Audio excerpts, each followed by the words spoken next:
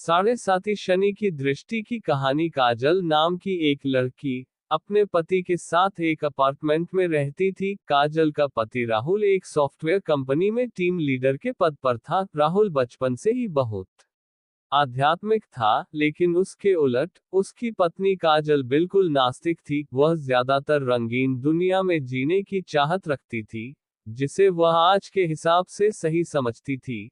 हालांकि इस बात को लेकर दोनों के बीच में कभी भी कोई अनबन नहीं थी। दोनों अपने जीवन में बहुत खुश थे। एक दिन सुबह सुबह राहुल टीवी में धार्मिक कार्यक्रम देख रहा था, जिसमें साढ़े साती काल के बारे में बताया जा रहा था। उसी समय काजल चाय नाश्ता लेकर आती है और राहुल के बगल में बैठकर चाय पीने लगती है और थोड़ी ही देर में वह राहुल से चाय पीते हुए कहती है, क्या सुबह से बोर कर रहे हो? और उसी समय टीवी का रिमोट उठाकर चैनल बदल देती है। राहुल को काजल का बर्ताव अच्छा नहीं लगता। वह काजल से कहता है, क्या तुम साढ़े साती की महादशा के बारे में कुछ जानती हो, जो तुमने उसे बकवास समझ लिया? धर्म की बातें समझने के लिए आस्था लगती है, लेकिन तुम तो बिल्कुल नास्तिक हो। लेकिन तुम्हें किसी और की भावनाओं को तकलीफ देने का हक नहीं है।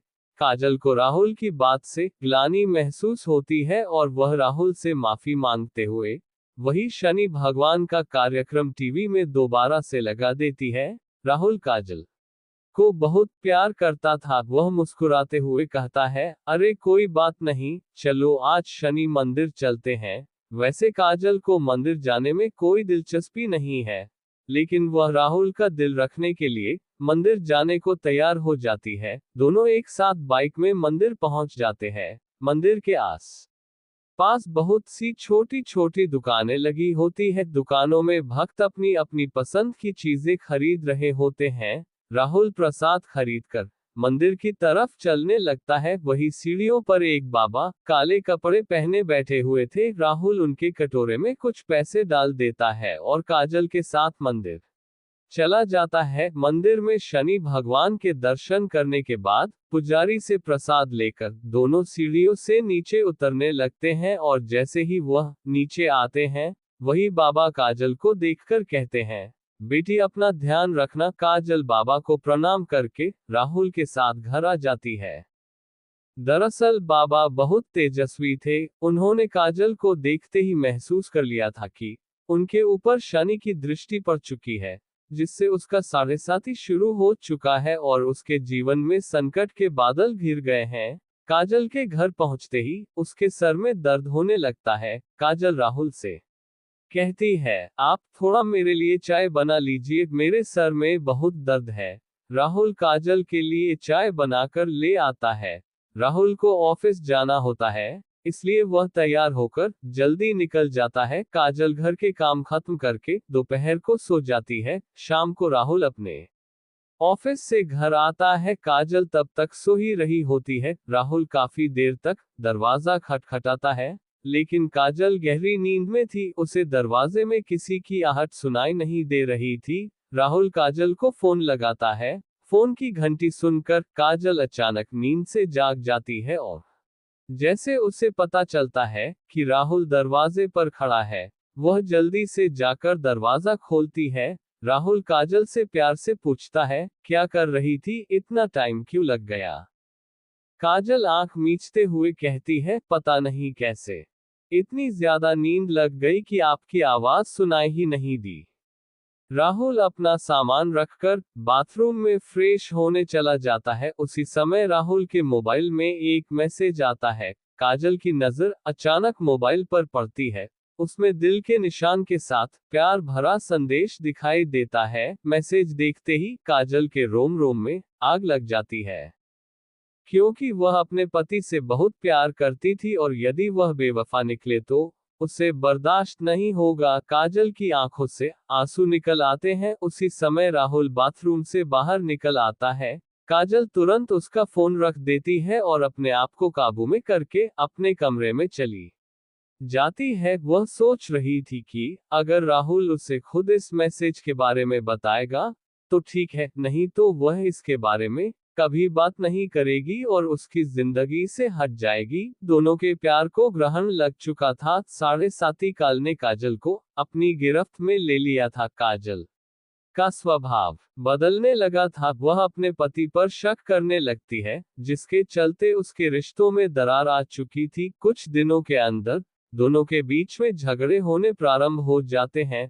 राहुल काजल को समझाने की बहुत कोशिश करता है, लेकिन काजल के दिमाग में वही मैसेज घूम रहा होता है। वह राहुल कि किसी भी बात पर भरोसा नहीं कर पा रही थी। राहुल काजल को खुश करने के लिए उससे कहता है, चलो मंदिर चलते हैं और वहीं से बाजार घूमने चलेंगे, आज कुछ कपड़े खरीदते हैं।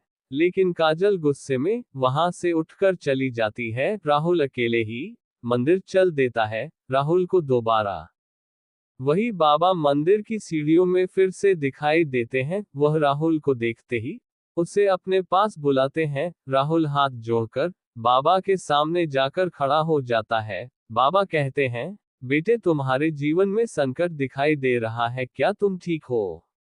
राहुल कई दिनों से काजल से परेशान था। वह बाबा के सामने बैठकर अपनी समस्या बताने लगता है। हालांकि बाबा काजल के 7.5 योग के बारे में पहले से परिचित थे, इसलिए वह राहुल को काजल के ऊपर आए हुए संकट के बारे में बता देते हैं और कष्ट से मुक्ति के लिए उपाय बताते हुए कहते हैं कि तुम्हारी पत्नी को शनि भगवान की विशेष पूजा करनी होगी, जिसके बाद वह सामान्य स्थिति में आ जाएगी। राहुल भगवान का दर्शन करने के बाद घर पहुंचते ही काजल से कहता है, आज मंदिर में वही बाबाजी मिले थे। उन्होंने बताया कि तुम्हारा 7.5 योग चल रहा है, इसलिए तुम्हारे जीवन में चिंता बनी रहती है। तुम शनि भगवान की पूजा करो, उससे सब ठीक हो जाएगा। काजल अचानक राहुल से कहती है कि मेरी समस्या की वजह तो तुम हो। राहुल पूछता है, कैसे? लेकिन काजल बात को यहाँ वहां घुमा देती है। राहुल काजल को इस बार जोर देते हुए कहता है कि हर शनिवार को तुम शनि भगवान की पूजा शुरू कर दो। लेकिन काजल राहुल को मना कर देती है और गुस्से में कहती है, तुम मुझे किसी काम के लिए मजबूर मत करो, मैं इन सब बातों पर विश्वास नहीं करती। राहुल को समझ में नहीं आ रहा था कि वह अपनी पत्नी को शनि के प्रकोप से कैसे बचाए। वह दोबारा मंदिर की तरफ जाता है और बाबा को ढूंढने लगता है, लेकिन बाबा वहां से जा चुके होते हैं और अब वह अगले हफ्ते यानी अगले शनिवार ही यहाँ आएंगे। राहुल के पास तब तक का वक्त नहीं था, क्योंकि वह समझ चुका था कि अगर यह सब ठीक नहीं हुआ तो काजल और उसका रिश्ता टूट जाएगा। वह काजल से बहुत प्यार करता था, वह उसके बिना जीने की कल्पना भी नहीं कर सकता था। राहुल मंदिर में पुजारी जी से बाबा के बारे में जानकारी लेता है, लेकिन पुजारी जी को बाबा के बारे में कुछ पता नहीं था। वह कहते हैं, बेटा मैं यहाँ सुबह से आता हूँ, लेकिन मैंने आज तक किसी बाबा को सीढ़ियों पर बैठे नहीं देखा। पता नहीं तुम किसकी बात कर रहे हो। राहुल को ताज्जुब होता है, क्योंकि वह 2 बार बाबा को मिल चुका था। वह शनि भगवान के सामने हाथ जोड़कर कहता है,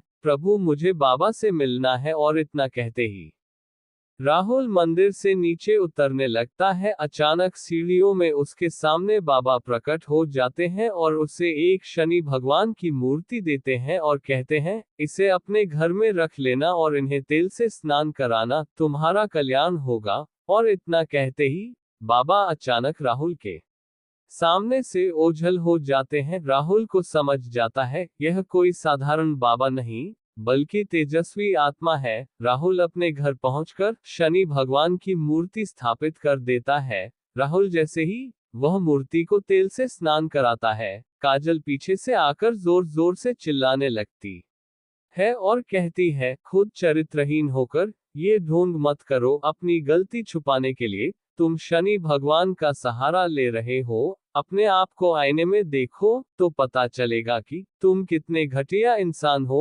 काजल की इतनी अभद्र बातें सुनते ही राहुल के पैरों तले जमीन खिसक जाती है। उसने उम्मीद भी नहीं की थी कि काजल उससे कभी इस लहजे से बात करेगी। राहुल शांत स्वभाव का था। वह काजल को शांत करते हुए पूछता है, क्या हुआ काजल? आराम से बात करो। काजल तुरंत उसका मोबाइल लाकर वही मैसेज उसके सामने रख देती है। राहुल काजल से पूछता है, यह क्या है?